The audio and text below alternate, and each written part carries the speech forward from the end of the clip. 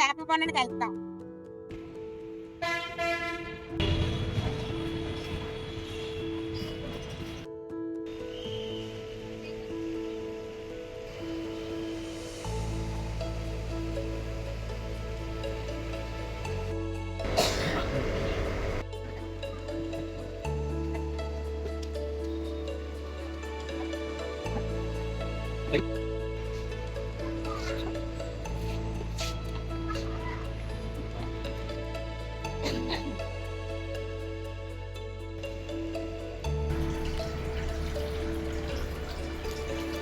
మనం కొత్త ఫిషెస్ తెచ్చాం కదండి ఈరోజు.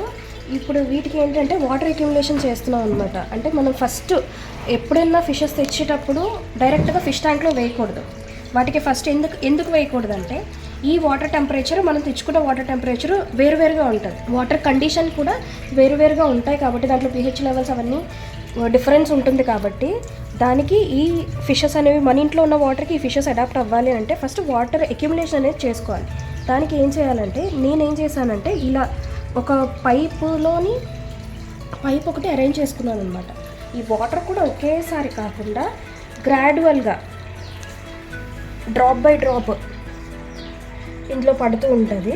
అందులో పడడం వల్ల ఏమవుతుందంటే ఒకసారి ఇప్పుడు మనం తెచ్చుకున్న ఈ వాటర్లో ఉన్న కండిషను ఒకసారి చేంజ్ అవ్వకుండా కొంచెం కొంచెంగా ఆ ఫిషెస్ అడాప్ట్ అవుతాయి అన్నమాట. ఇది కూడా ఎంతవరకు తెచ్చుకోవాలి, ఇప్పుడు మనకి వాటర్ ఇక్కడ దాకా ఉంది. సో దీనికి డబల్ అవ్వాలి. డబల్ అయిన తర్వాత అప్పుడు కొంచెం ఇందులో ఒక 30 minutes అలా ఉంచి అప్పుడు వీటిని మళ్ళీ ఈ వాటర్తో కాకుండా ఈ ఫిషెస్ని డైరెక్ట్గా మన ట్యాంక్లో వేసేసుకోవచ్చు అన్నమాట. అది ఎలా వేయాలో ఏంటన్నది నేను తర్వాత చూపిస్తాను మళ్ళీ. చూడండి, వాటర్ అక్యుములేషన్ నేను మోర్ దాన్ హాఫ్ తీసుకున్నానండి. ఇదిగోండి నేను మార్క్ చేసి ఉంచాను. ఇది నేను తెచ్చేటప్పుడు వాటర్ ఇక్కడికి ఉండేది. సో అక్యుములేషన్ చేసుకుని నేను మోర్ దాన్ హాఫ్ తీసుకున్నాను అనమాట ఇప్పుడు దాకా ఇక్కడ. ఇప్పుడు ఏంటంటే మనం తెచ్చుకున్న ఫిష్ తెచ్చుకున్నట్టు బతకాలి అని అంటే కనుక ఈ మెథడ్ ఫాలో అవటం బెస్ట్ ఆప్షన్ అనమాట. ఈ పైప్ తీసేస్తున్నానండి నేను. ఇది ఆపేస్తాను. ఇంకా ఆపేసి ఇప్పుడు ఒక్కొక్క ఫిష్ని అందులోకి నేను ట్రాన్స్ఫర్ చేసేస్తాను. మళ్ళీ ఈ వాటర్తో వేసుకోకూడదు. మన దగ్గర ఉన్న ట్యాంక్లోకి ఇప్పుడు ఈ ఫిషెస్ అన్నీ కూడా నేను ట్రాన్స్ఫర్ చేసేస్తాను అనమాట ఒక్కొక్కటిగా.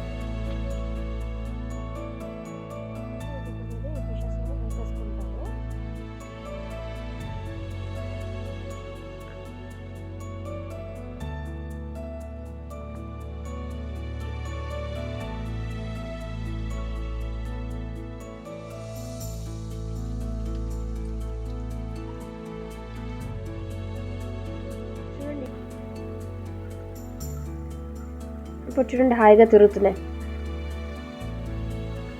ఇదిగోండి ఇవి మనం వేసిన ఫిష్ ఎంత యాక్టివ్గా ఉన్నాయో చూసారా. మనం వాటర్ అక్యుములేషన్ చేసుకోవడం వల్ల ఇదే బెనిఫిట్ అనమాట. ఒకసారిగా ఫిష్ స్ట్రెస్కి లోన్ అవ్వకుండా ఉంటుంది.